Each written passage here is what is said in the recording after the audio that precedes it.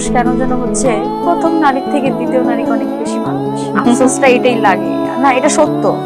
কারণ ওদের এখন মাখো মাখো প্রেম দেখি তো আমি দেখতে চাই না, তারপর আমি দেখি আমার সামনে আসে। এই প্রেমগুলো কখনো আমি পাই। আমার অনেক বিয়ে আফসোস। করেছে? বেবি হবে কিছুদিন পর। তোমার সাথে ডিভোর্স হওয়ার কথা? 7 দিনের দিন আমাকে ডিভোর্স দেয়, 1 মাসের ভিতরে সে রিলেশনশিপে যায়।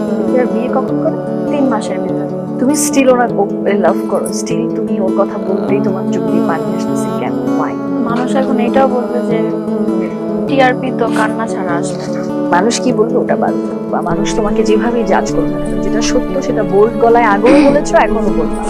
এখন আমি তাকে ভালোবাসি, অনেক বেশি বাসি। বলা উচিত না হয়তো, বা এখন এটা পাপ, কারণ সে এখন অন্য নারীর husband, but still love you. ওই যে বললাম না যে ঘরে যেতে পারি না, অহরহ মেমোরিজ।